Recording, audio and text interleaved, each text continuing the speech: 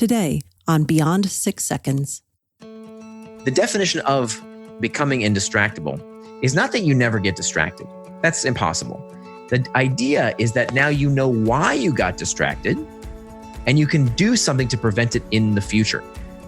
Welcome to Beyond 6 Seconds, the podcast that goes beyond the 6-second first impression to share the extraordinary stories and achievements of everyday people. I'm your host, Carolyn Keel. On today's episode, I'm speaking with Nir Eyal. Nir writes, consults, and teaches about behavior design and habit formation at the intersection of psychology, technology, and business. The MIT Technology Review dubbed Nir the prophet of habit-forming technology. Nir has founded 2 tech companies since 2003 and has taught at the Stanford Graduate School of Business and the Hasso Plattner Institute of Design at Stanford. He's the author of the best-selling book, Hooked, How to Build Habit-Forming Products, and a brand new book called Indistractable, How to Control Your Attention and Choose Your Life. In addition to blogging at nirandfar.com, Nir's writing has been featured in the Harvard Business Review, TechCrunch, and Psychology Today. Nir is also an active investor in habit-forming technologies. Some of his past investments include Eventbrite, WorkLife, which has been acquired by Cisco, and Anchor.fm, acquired by Spotify. Nir, welcome to the podcast. Thanks so much. Great to be here. Yeah, so happy to have you here today. So the whole concept of habit-forming technology is so interesting. What got you interested in studying that? So let's see. So my last company was at the intersection of gaming and advertising, and I kind of had this front row seat of these companies that some of them got really big, some of them petered out. And there was this consistent narrative of the fact that the companies that succeeded were the ones that could build consumer habits. And so I wanted to figure out, how do they do that? How do they change consumer behavior? And so I began to study the gaming companies, the social media networks, and trying to figure out what was it about them that made them so good at changing people's behaviors and forming new habits.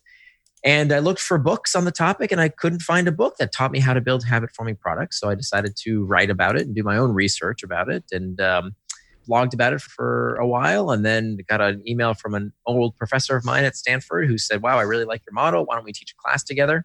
And then that turned into a class at the Graduate School of Business at Stanford. And then later I moved over to the design school and taught over there for many years. And so that's kind of where this the research area started, at least. I mean, the fascination around how products can change behavior has been in my life for quite a while. So as a kid, I was clinically obese. And I remember my mom taking me to fat camp and the doctor and, that whole 9 yards. And, I remember the doctor saying, "Okay, here's the chart. And look, this is where normal weight is. This is overweight. And here's your son. He's obese." So, and I remember that whole experience. And, I think that was it was a difficult time, of course, as a kid. Now I'm no longer obese. But I think it was that experience of feeling like food was controlling me and that I lacked agency over it was a really defining experience. And I think it kind of fascinated me how products can influence our behaviors. And I think that's carried over into my life today, where what I study is really about the intersection of psychology, technology, and business. It's primarily focused on how technology can change our behavior, just as food changed my behavior in one point in my life. Yeah, I mean, it's so interesting to think about that in terms of products. And, I think certainly a lot of us had thought about, advertising in the media, for example, as having an impact. And that's sort of the whole motivation behind advertising and commercials is they want you to get you to buy. So they want to change that buying behavior of the consumer. But I feel like the thought around products changing our behavior is really, something relatively new, and maybe now recently with the whole, rise of social media and people are starting to become aware of how some of the social media companies, for example, might be manipulating what we see and what we feel by showing us with different algorithms, different types of information. But I feel like until recently, maybe people weren't thinking as much about the importance of building products that essentially get us hooked, which was basically the subject of your first book, I understand. So, right, yeah. Yeah. And I just to be clear, I never wrote Hooked for the social media companies and the gaming companies and the advertisers. They've known these techniques for years. They are the case studies that I show how all of us can do this for good, right? Why should they have a monopoly on using technology to change behavior? The reason I wrote Hooked was not to get people nefariously hooked. The idea was to get people hooked to healthy habits. I didn't call the book How to Build Addictive Products. The book is called How to Build Habit-Forming Products for a very specific reason. Addictions are these persistent compulsive dependencies that harm the user. However, habits, we have good habits as well as bad habits. And I think that we can use technology to help us build these healthy habits. And in the past 5 years since Hooked was published, that's exactly what's happened. So companies like Kahoot, kids hooked to learning in the classroom. Fitbod gets people hooked to exercising in the gym. Companies like Pantry Labs get people hooked to healthy food. So the idea behind my work is that we can use technology to help people build healthy habits in their lives, as well as, I think I'm a pretty good person to provide an insider's perspective because I built this type of technology for good. I can also tell you how it's used for ill. And through that knowledge, I'm not one of these academics who doesn't have a social media account. I use this stuff every single day and I love it. And I'm here to tell people that as powerful as this stuff is, I think we are irrationally freaking out right now. I think there is a moral panic around technology that is helping no one. And what we hear, the rhetoric these days, is that technology is taking over our brains, that it's manipulative, that it's hijacking us, that it's addictive. And the fact is that there's so much nuance here that is lost and so much science that is thrown out the window. And it turns out it's actually hurting us by thinking this. What it leads to what's called learned helplessness.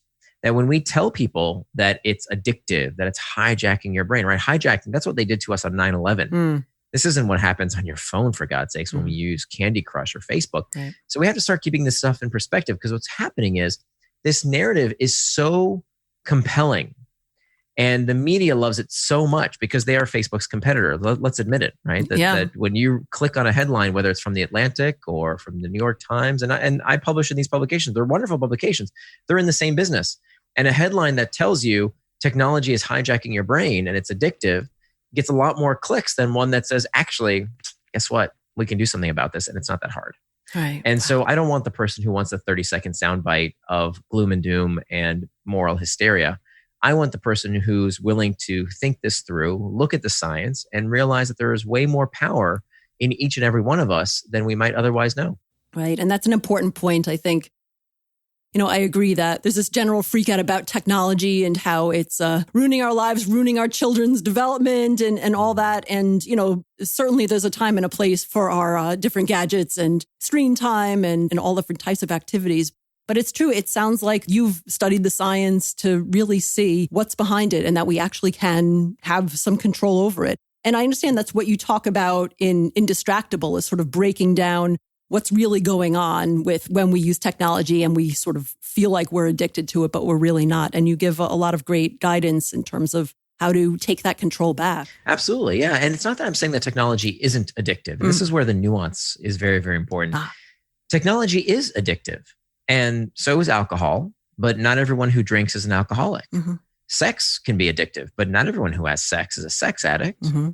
Gambling is very addictive, but not everyone who plays poker is a problem gambler. And so somehow we use the term so loosely, and we have to remember that addiction is a pathology. It does not apply to everyone. As many headlines as we've seen saying this, and it sells a lot of books to generate this fear and loathing, it's just not true. And so what we need to do is start being very careful about the words we use, because when we call something an addiction, an addiction implies a pusher, a dealer, someone doing it to us. Whereas when we call it what it really is, a distraction or perhaps overuse, wait a minute, now that's something I have to do something about.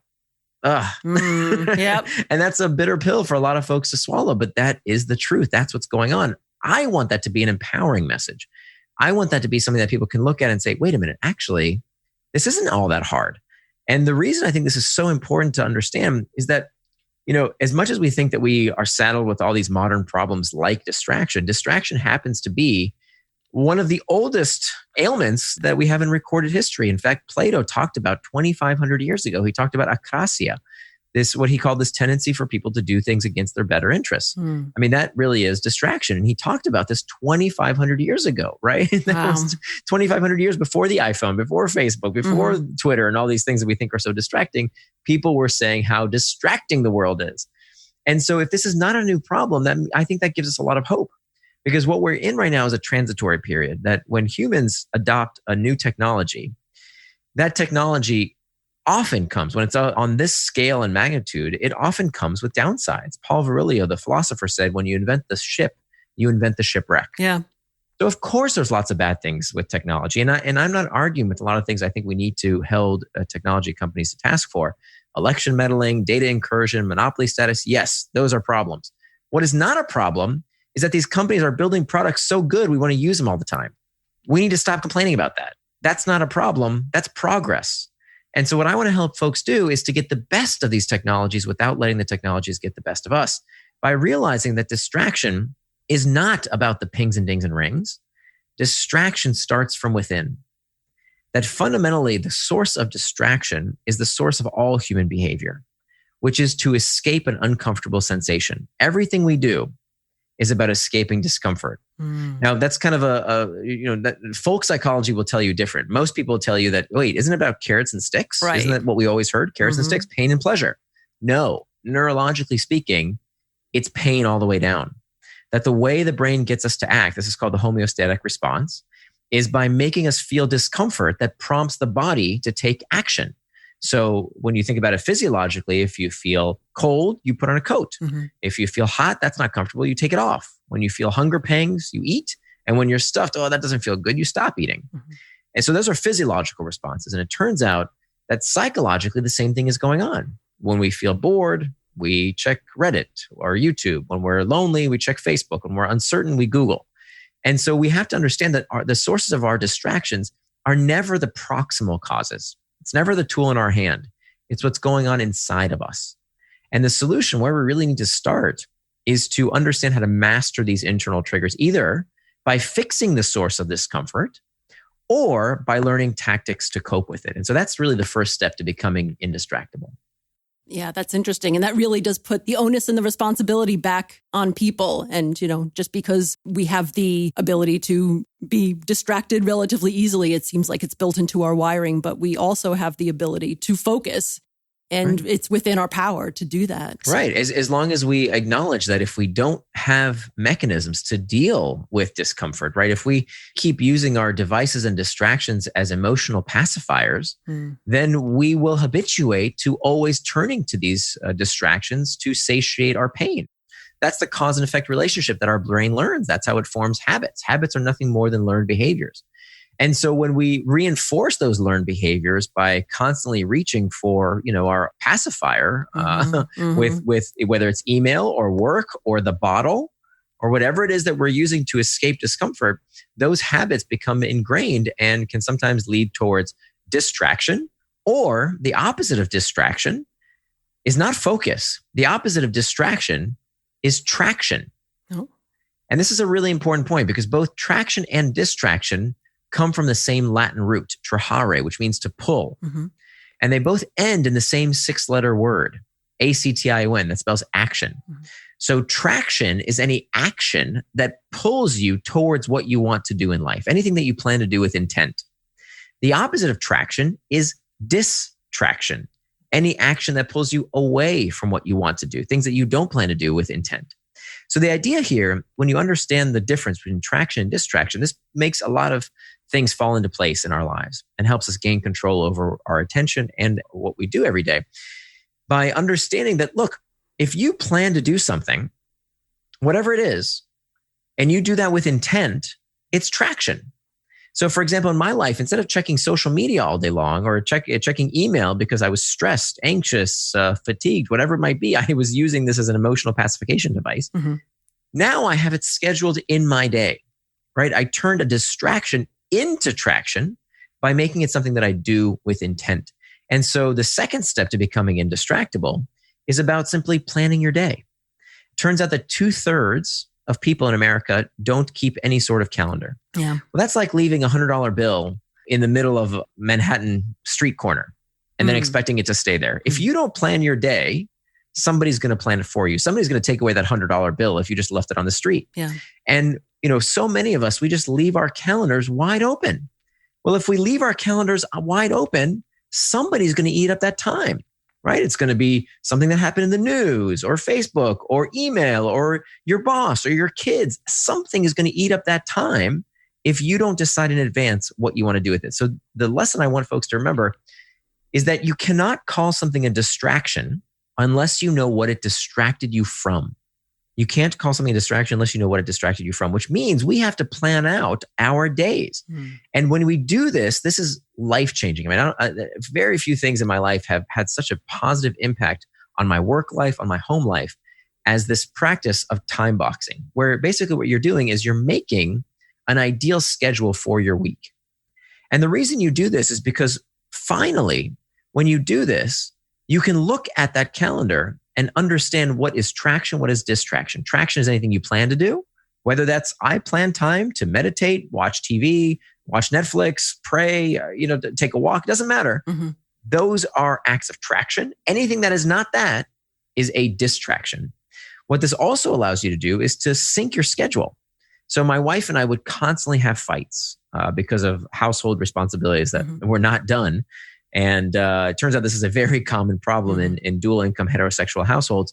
Women statistically take on a disproportionate share of household admin. And I didn't understand that. I was like, honey, just tell me what to do. If I'm not doing something, just tell me what to do. What I didn't realize is that by me asking her to tell me what to do, that was itself work. Right. Yeah. It's I didn't realize that. Yeah. Well, it's funny when I give this talk and I relay that story in front of a crowd, I see lots of women's heads nodding. No men understand what I'm talking about. And so we totally solved this problem. We don't have these fights anymore because now we keep a time box calendar that has all of my household responsibilities, all the admin duties I have to do. And we review that. It just takes 15 minutes a week. And it absolutely revolutionized my home life, my work life. It's a very, very important tactic that I show you how to do step by step. And to be clear, this is not the same as making a to-do checklist like so many of us do. No, so I want people to know what I call the myth of the to-do list. The myth of the to-do list, and this is kind of what we've heard promoted in productivity circles, that if you just put stuff on a to-do list, it'll magically get done. And we know this is not true, right? Because how many of us, what I used to do, I used to have a to-do list, and about half of that to-do list got recycled from the next day to the next day to the next day. Why does that happen? It happens because we don't plan the input. The problem is we're planning the output. And so we need to stop doing that. What we need to plan is the input first and foremost. It's like, if you went to a baker and you said, hey, I need 100 loaves of bread. Well, the baker would say, okay, well, where's the yeast? Where's the flour? Where's the sugar? Where's the salt? I need all these ingredients to make the output. But when it comes to knowledge workers, so many of us, we just put what we want to get done on a to-do list without figuring out the input. The one input that goes into doing knowledge work is our time.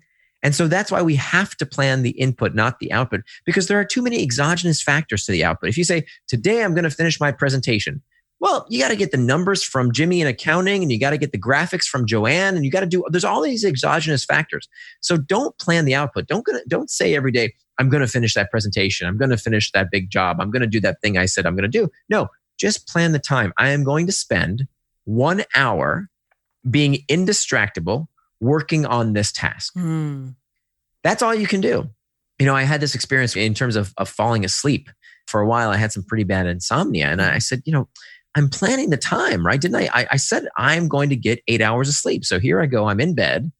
And every night at 3 a.m., I would wake up and I wouldn't be asleep. But didn't I plan the time, right? It was on my to-do list to do it. And so what I was doing was planning the output, get 8 hours of sleep. But here's the thing, my body wasn't cooperating. And the same thing, by the way, can happen at your desk. I can't sit down and say, today I'm going to write a chapter in a New York Times bestselling book. I can't do that. I don't know if a good idea is going to come to me today. I wrote probably 5 times as many words as were actually published, were words I threw out and I didn't put in the book. So you can't necessarily plan the output of today I'm going to get that great idea. What you can plan is that my butt will be in this chair and I will give myself the opportunity to do an hour and a half of writing in an indistractable manner. So what did I do with my sleep? So every night I would wake up at 3 a.m. and I would start getting stressed about this, right? I need to get my 8 hours of sleep. And if I don't get sleep, I'm not going to be at my best tomorrow. And if I'm not at my best tomorrow, then it's going to be a wasted day. And if I have to give a talk, I might embarrass myself. And it turns out that the number one source of insomnia is rumination about insomnia. Yeah, now you're wide awake. Exactly. Yep. So what do?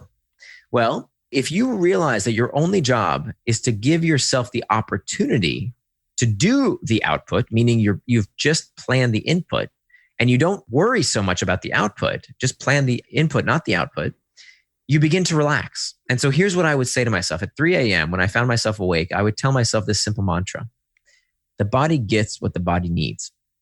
And when I started repeating that, the body gets what the body needs, and I stopped stressing out about the fact that I was awake, I started to relax. And you know where this story is headed, right? That once I started to relax, I fell back asleep. Yep. And the same goes when it comes to creative tasks, right? When I have to do that work, when I have to sit down at my desk and focus, instead of stressing about, oh, is this going to be any good? And is it going to make it into the book? And is the book going to do well? And, am I going to do a good job at that presentation? Whatever it might be. No, you just plan the time, because what most people do, they get paralyzed by the fear or the perfectionism or some kind of other internal trigger, some kind of uncomfortable emotional state, that they don't give themselves the time at their desk to do the focused work. And so they self-sabotage.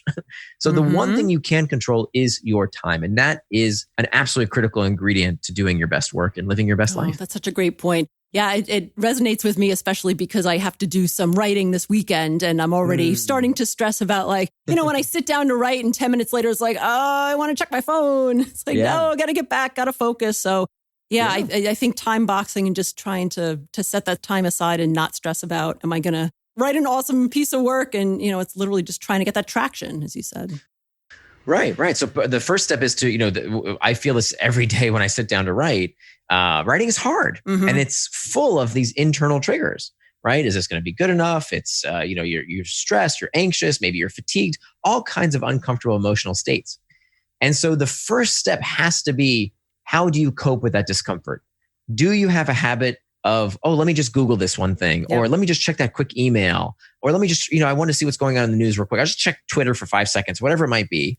Is that your habit?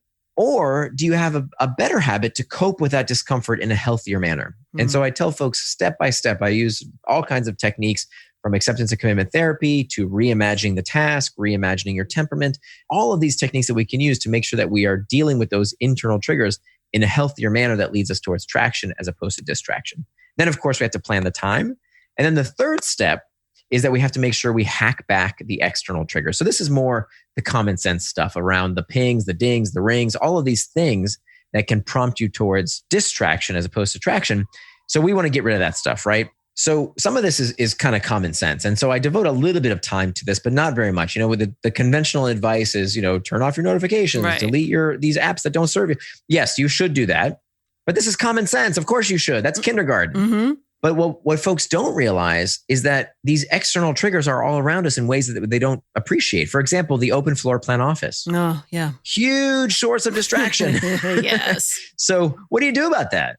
So in every copy of Indistractable, there is a cardstock screen sign that you pull out of the book, you fold into thirds, and you put it on your computer monitor.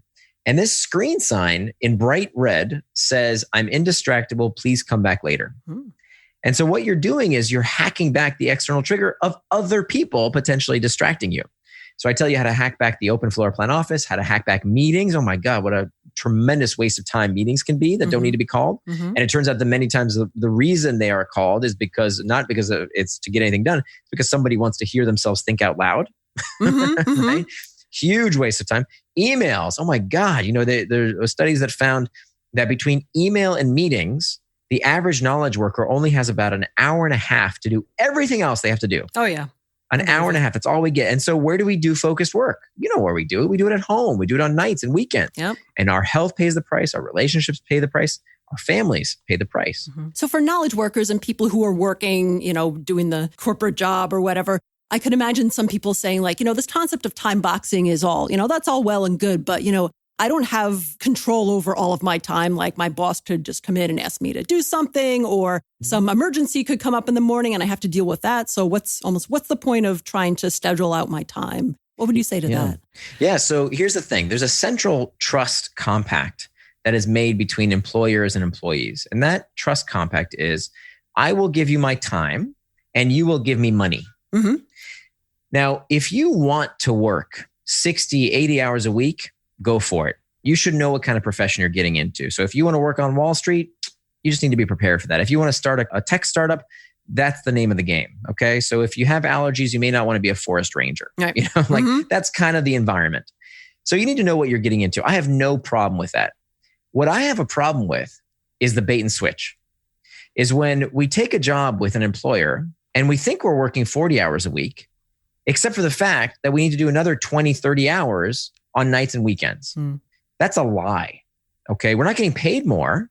So what are we doing all this extra work for? Now, if you know that going in, well, you knew the condition and that's fair. But this bait and switch happens all the time. And it leads to stress, anxiety. It actually causes depression disorder, right? If there's a certain work environment where you have high expectations and low control over your time, studies have found that this is the toxic environment that literally drives us crazy. It creates anxiety and depression disorder. This is the studies of Stansfield and Candy. And so that work condition leads to higher churn, and these health problems, these mental health issues as well. And so what we have to do by time boxing, by having a calendar that we can then create for ourselves and share with our bosses, here's the magic that this practice works. We don't keep this secret. We have to do what's called a schedule sync. And a schedule sync looks like this. You sit down for 15 minutes with your boss and you say, hey, here's all the things you asked me to do this week. Here are all my priorities, right? Here's all the things that are on my to-do list for you. I put them in my calendar. You can see where everything goes for the week. Here's what I don't have time for. Help me figure out what not to do. If these things are still important that you want me to do this week, where does that go in my schedule? And you would be amazed how just doing that, what tends to happen in the research that I did over the past 5 years, almost every time you do this, there will be a realignment of priorities where people say, actually, you know what you put there is actually not that important. Can you move that to next week? Let's do this. This is more important this week. So that's a huge win right there. And then the second thing is that you're not spending time outside of work because you have your time planned with your colleagues or with your boss to know how you will be spending your time. And so this works wonders. And now, of course, if there is, an emergency, a real emergency, of course, you can pause that plan. But here's the thing. This isn't about never getting distracted. Becoming indistractable, it's a made up word. I made up the word indistractable. It's not in the dictionary. The definition of becoming indistractable is not that you never get distracted. That's impossible. The idea is that now you know why you got distracted and you can do something to prevent it in the future. So that old quote around, the definition of insanity is doing the same thing again and again and expecting different results. Right. So many of us, we are distracted by the same crap every day and we just live with it. We don't do anything about it. And so the idea here is that we can use these tactics to identify why we got distracted. There's only 3 reasons for every distraction: an internal trigger, an external trigger, or a planning problem. And so over time, we're iterating, we're improving our calendar from week to week to make it easier to follow and therefore to become more productive. So that schedule sync is critical. Now, I will say there are some bosses and some work environments that you can't do this in. And those are the places that people quit. Right? Those are the toxic work environments that people leave. Now, half of the book is about things that you can do yourself. And the other half of the book is about environments that we live in, right? So it's about how do you raise indistractable kids? How do you create an indistractable workplace? How do you have indistractable relationships? So context where we're around other people. Because look, the fact is, if your boss calls you on a Friday night at 8 p.m. and says, I need you to work on this project right now, well, who's at fault? Is it the phone that the boss used to call you? Or is it the fact that you have a crappy boss who doesn't respect your time? It's clearly the boss. It's not the telephone that the boss used to call you. And nor is it email's fault or Slack's fault or any of these technology tools. These are the proximal causes, not the root causes. But what I do is I show you how to create this culture where people respect each other's time. And so that's really important because you're absolutely right. If, I can tell you exactly how to be indistractable, you can use every single one of these techniques on yourself. But if you work in an environment where the boss doesn't respect your time, well, that's going to be a big problem. What I want to disavow people of this notion is that the technology is the cause of the problem. Because, when I did the 5 years of research around the book, the number one most distracting technology was email. Number 2, what people told me was Slack or, some kind of group chat app. And Slack came up, the largest group chat app is Slack, and people complained about it all the time. They're saying, that's what tethers me to work. I can't get anything done. I'm constantly on Slack. a lot of hate towards Slack. So I actually went to pay Slack a visit. Mm-hmm. And you would expect if it's the technology that's distracting people, well, then nobody uses Slack more than people who work at Slack. Right. And so you would expect people at Slack to be the most distracted people on earth. But that's not at all what I found. Because Slack doesn't have a problem with distraction. That in fact, if you use Slack on nights and weekends and you work at Slack, you're reprimanded. That is not what they do there. Wow. At 6:00 at the San Francisco company headquarters, it's empty. Everybody's gone home. And they have in big pink letters on the wall, it is written, it says for everyone to see, it says, work hard and go home. It's part of the company ethos. So it turns out that really the real problem in organizations that struggle with distraction, the real problem is not the technology. The real problem is that they can't talk about their problems. That's the root cause. So the three qualities of a company that has the kind of culture where people can deal with distraction, don't suffer from distraction in the workplace, are companies that A, give employees what's called psychological safety, the ability to raise their hand and say, hey, something's not right here. That's a very important trait. Second, they give employees a forum to talk about their problems. And third, management exemplifies what it means to be indistractable. Culture flows downhill. So if your boss is always on, then you're going to have to be always on because that's what it takes to climb the ladder. Right. So this really does have to be something that management embraces, this idea that people can talk about their problems, have a place to talk about their problems, and that where management exemplifies what it means to be indistractable. It's not correlated with technology use. It's correlated with company culture. But company culture can change, thankfully. Yep. And it's amazing how many things and issues and problems and challenges really do come down to company culture outside of, technology or any, all the new things, the new technologies that may come and go. It's all very human, and it's all about how we interact with each other and the role models that our leaders are providing for us. So, your words have to match your actions. So again, It doesn't matter what they write on the wall about, working hard and going home if your manager is always on email all the time, always writing you. That's right. So that's perfect. That's absolutely right. Yeah. So much of what you've written and what you've studied is at least somewhat influenced by your career that you built as an entrepreneur and as a founder of startups, and then also now as an investor in startups. So I'm always interested in how people start their entrepreneurial journey. So I would say, what inspired you to first start to become an entrepreneur? Let's see. How far back do we want to go? I would say that, I have the quintessential story of, the car wash business when I was a kid and all that, and the lemonade stand. But I think what really did it for me is working at a big company. Oh. My first job out of college was at the Boston Consulting Group. And it was hell. It was a very, very difficult work environment. My first week on the job was the week of 9/11. Oh, wow. And we were working for an airline after 9/11, and it was incredibly stressful. Yeah. But that wasn't the worst part. I actually loved that case. My big problem was the next case when I got shuffled to a new boss, and the new boss was horrible.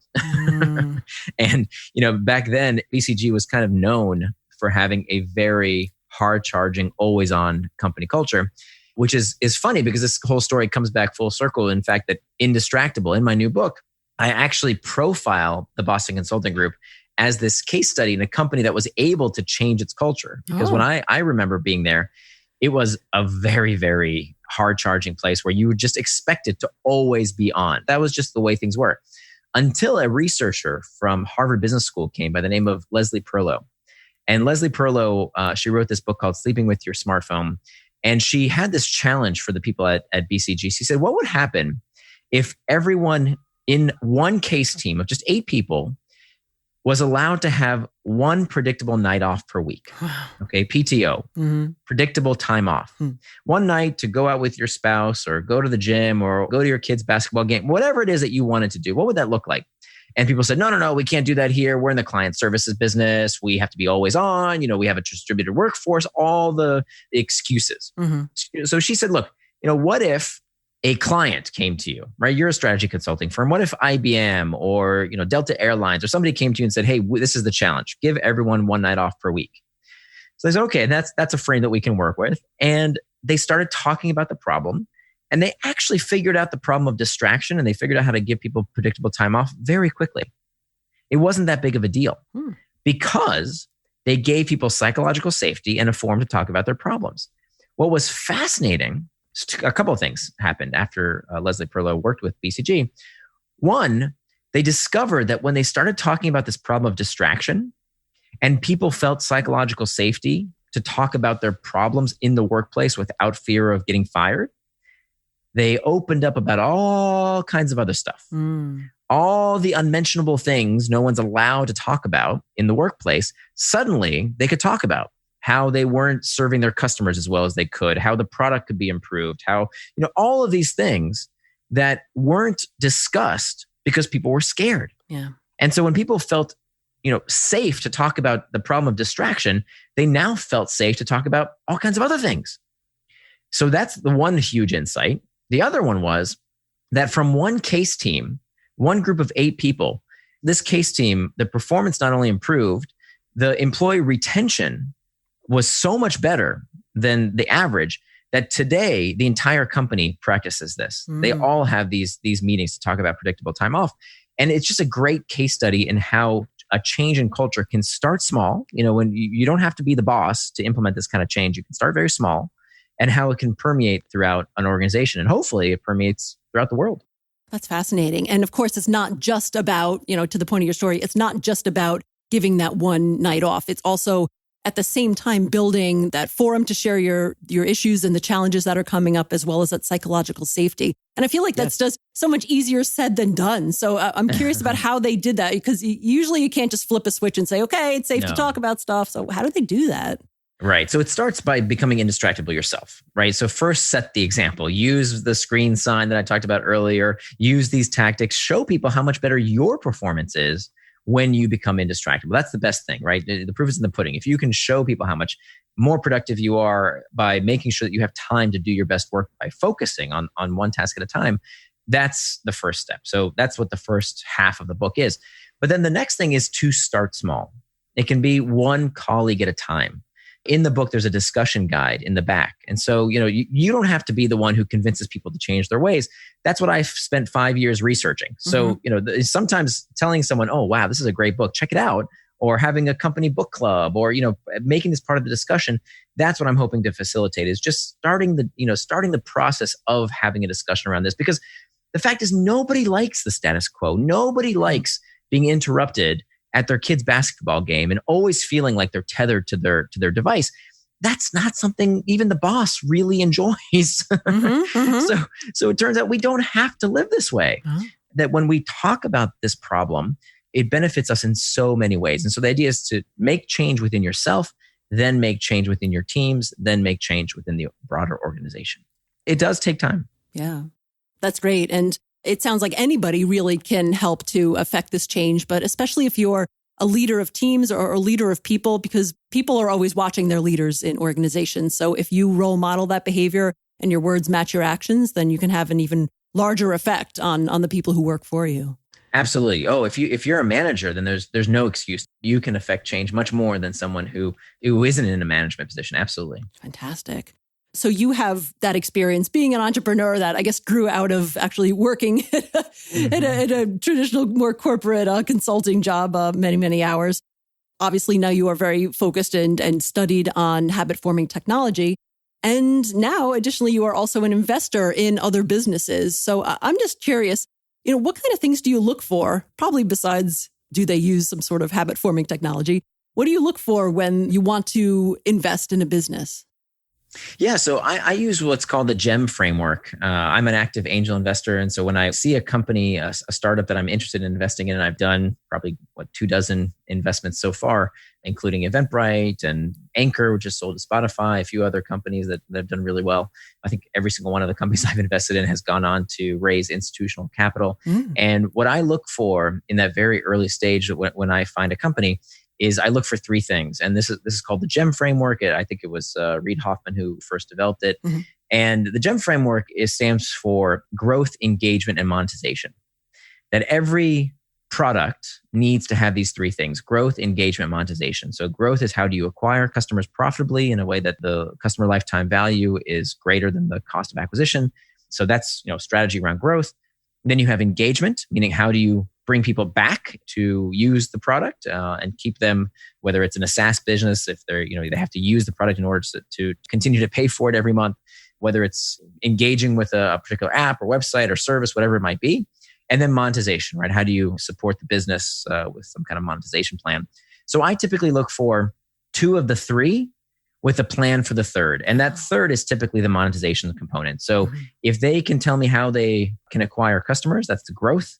Engagement is my specialty. So I only look for companies to invest in that are using my methodology, are using the hooked model, because that's where I can offer the most value. So I don't invest in, pharma or biotech or crypto. I just don't have a special insight into those spaces. My insight is really around how do you get users to re-engage, to use a product. And for many businesses, that is their competitive advantage. If you think about Google actually doesn't have many competitive advantages. There is no real moat around Google other than habit, other than the fact that every day when you Google something, you don't ask yourself, I wonder if Google is the best search engine. Yeah. No, you just Google it with little or no conscious thought out of habit.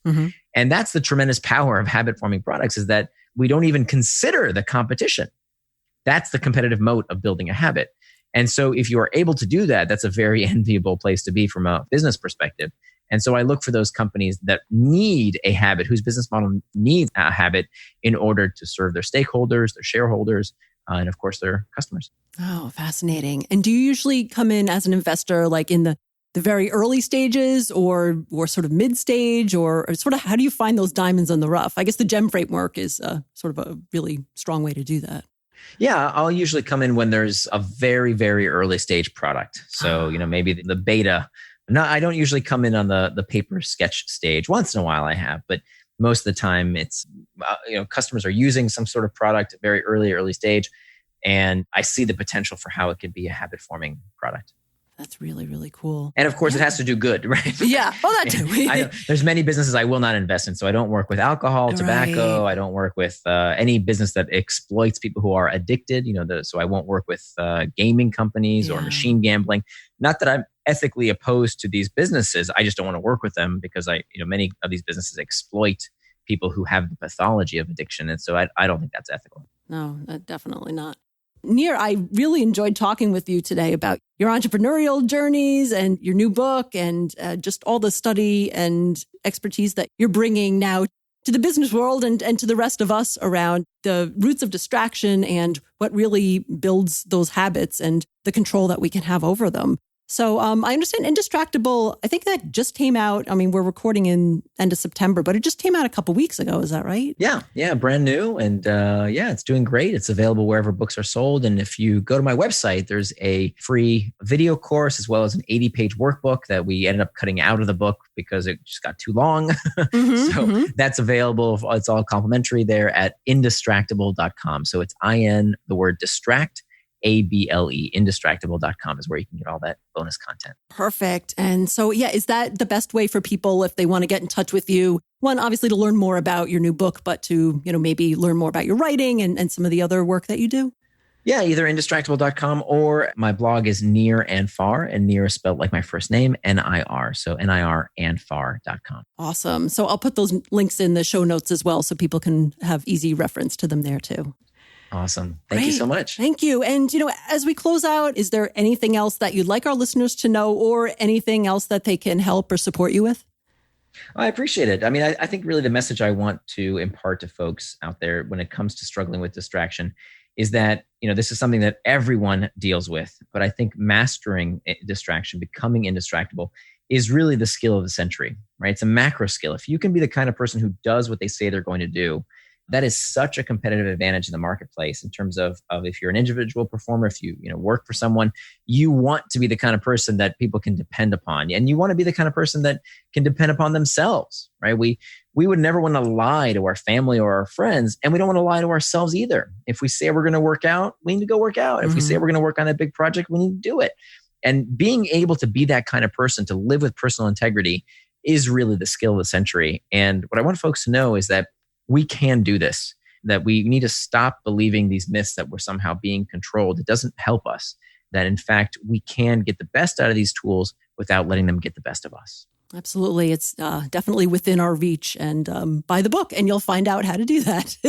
Great. Thank you so much, Nir. It was great to talk to you. My pleasure. Thanks so much. Thanks for listening to Beyond 6 Seconds. Please help us spread the word about this podcast. Share it with a friend, give us a shout out on your social media, or write a review on Apple Podcasts or your favorite podcast player. You can find all of our episodes on our website, www.beyond6seconds.com. Until next time.